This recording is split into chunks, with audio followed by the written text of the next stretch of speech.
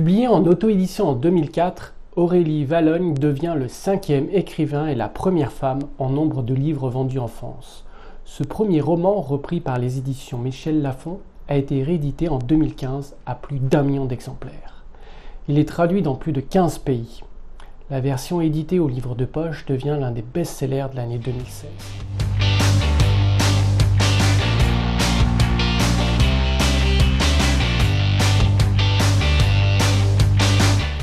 Juste un petit livre qui fait tilt et qui remporte le jackpot. Il en faut, il y en a. Mais de quoi parle-t-il ? À quoi en nous, lecteurs et lectrices de bonne foi, parle-t-il ? Qu'est-ce qui, en notre fort intérieur, est touché, atteint et en redemande ? Comment s'explique un tel succès ? Quels sont les ressorts d'une si grande popularité ? Pas facile à dire, tant la clarté et la simplicité font mouche, mais ne se décrètent pas. Clair et simple, en effet, comme une chanson populaire, car c'est du peuple qu'il s'agit, un peuple oublié, souvent laissé de côté par l'ambition d'une œuvre littéraire, par le souci de la création de l'originalité, par les critères convenus de la beauté et de la bienséance, par enfin le phénomène de la distinction qui s'inverse ici, les héros étant à l'opposé des personnages riches, beaux et puissants qui emportent habituellement les suffrages des auteurs et des lecteurs. Ce livre semble tout d'abord écrit d'une traite. On y entre de plein pied, sans chichi, et cette grande ouverture est comme un message envoyé au lecteur. Entrez, entrez, vous êtes ici chez vous. Ici, on va parler de vous, de votre famille, de vos voisins, de tout ce qui vous fait votre vie, qui vous préoccupe. On va en parler simplement, sans rien cacher, mais sans avoir un regard voyeur, sans vouloir faire une démonstration, un sondage, sans montrer le pauvre monde, les hommes et les femmes qui vivent en France profonde.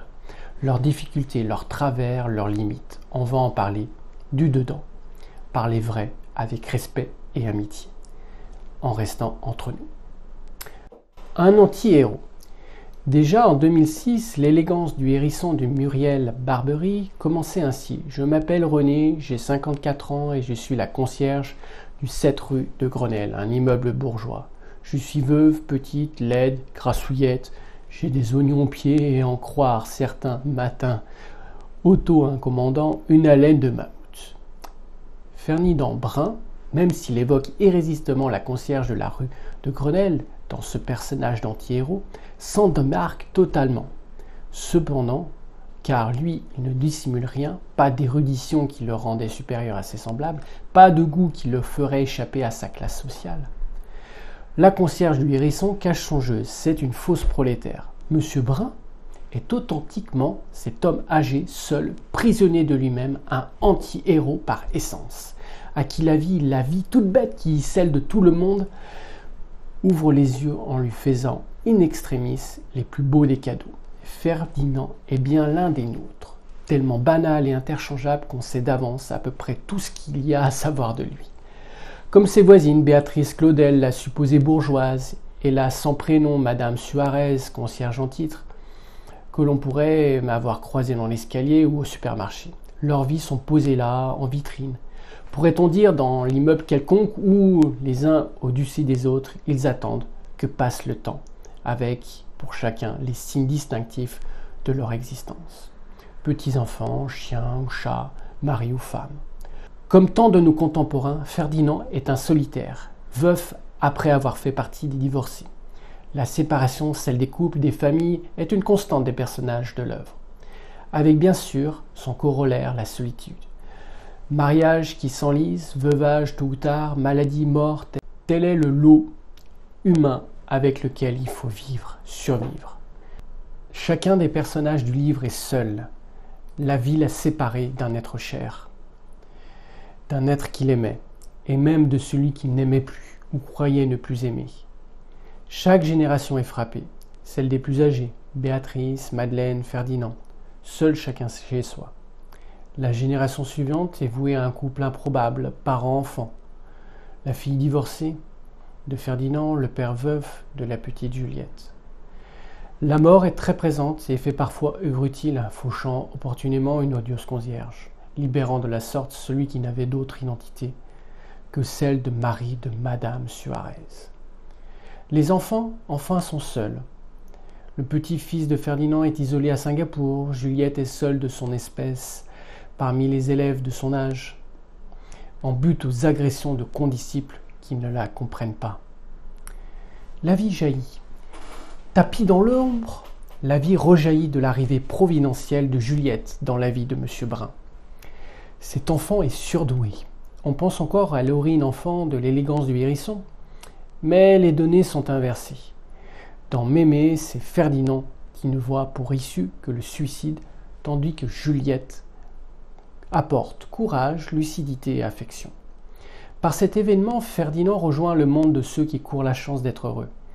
S'ensuivent d'autres rencontres, celle d'une vieille dame que la vie a gâtée, celle d'une belle sexagénaire qui fait rêver le vieil homme, personnage qui donne un sens à une vie qui s'enquistait dans une amertume et une tristesse sans espoir. Il en faut du courage pour surmonter une existence sans goût, ni intérêt, sans personne qui vous attend, avec pour seul sentiment la douleur de la perte de votre chienne bien-aimée. Un courage qui s'exprime dans les maximes usées mais judicieuses qui constituent les titres des chapitres. Autant de preuves que la sagesse populaire porte cette histoire du début à la fin, gardant pour chaque épreuve de nos vies ordinaires ces petites phrases acides, ces volte-face amères, ces évidences aveuglantes de simplicité. Tourner au vinaigre, on n'est pas sorti de l'auberge, la fin des haricots, etc. Ces mots que l'on connaît tous, que l'on hésite à employer parce que issus du terroir, d'un peuple anonyme mais identifié, ces mots galvaudés qui pourtant atteignent leur cible, frappent juste, sont immédiatement compris mais rarement assumés.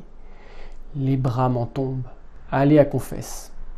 Une verve digne de Sant'Antonio, caustique mais tendre, bien franchouillarde, qui emporte le récit au rythme d'un bal du 14 juillet. Vers le bonheur. Marqué par le quotidien des humbles tâches, la sortie des poubelles, la promenade du chien, les courses et les menus, les fêtes carillonnées et les programmes de la télé, les vies s'écoulent avec leur lot de morts, maladies, divorces et déménagements. Car telle est la vie, anonyme. Elle n'en demeure pas moins traversée par l'aspiration au bonheur et la renaissance d'un vieil homme à bout de souffle. En dit long sur cette constante de la nature humaine. Comment ne pas penser au succès international jamais démenti de la saga écrite par Johanna Spyri en 1880, Heidi. Comment ne pas penser au succès international jamais démenti de la saga écrite par Johanna Spyri en 1880, Heidi, où la petite fille conquiert un grand-père replié sur un douloureux passé. La vie est la plus forte, c'est le message repris par Mémé dans Les Orties. Même si on est obscur, déprimé et oublié, il y a un espoir. La joie peut renaître, portée par l'innocence d'un enfant. Le contexte tellement actuel, vivant et banal à la fois, fait des anti-héros de l'œuvre, non seulement nos contemporains ou nos voisins, mais surtout nous-mêmes, pétris de l'humaine condition. L'écriture, facile en apparence, enjouée, nous fait gaiement franchir les étapes du récit, comme par magie. C'est alors un conte de fées qui se déroule sans le dire, sans prince ni château, dénouant les chagrins, revivifiant les liens, en créant de nouveaux. Une famille renaît et une nouvelle ère se dessine, forte de sentiments vainqueurs du malheureux qui, sans arrêt, guette. Et le lecteur? Il est en terrain connu. Il y a forcément croisé un Ferdinand sans le connaître, sans s'y être arrêté. Il a évité une Madame Suarez, ou s'en est moqué en catimini. Il est surpris et content que ce soit eux les héros, car il les devine, les comprend, s'attache à eux ou les déteste, mais espère avec eux, car on espère toujours que demain sera meilleur qu'aujourd'hui. Le parti pris du naturel et d'optimiste du livre est son atout principal. La vie ne fait pas si souvent de cadeaux. Mémé dans Les Orties semble rendre justice aux héros de la vie ordinaire, et les lecteurs apprécient. Magie ou presque, bonheur, chance ne sont pas de vains mots, ils existent aussi pour les sans grades. Savent débusquer la tendresse là où on ne l'attendait plus. Faire un virage au destin. Un destin tout simple, plein de bons sentiments, qui fait qu'on se redresse, se tient droit et savoure auprès des siens la joie de se sentir vivant. Si vous avez aimé cette vidéo, cliquez sur la petite cloche pour vous abonner et vous retrouverez les vidéos précédentes. Si vous voulez en voir plus et m'encourager à continuer dans cette direction, partagez cette vidéo sur vos réseaux sociaux. Vous pouvez également télécharger gratuitement le guide de l'auto-édition et de la mise en page sur notre site internet www.edition7.fr pour vous permettre de reprendre pas à pas l'essentiel de l'édition. À bientôt.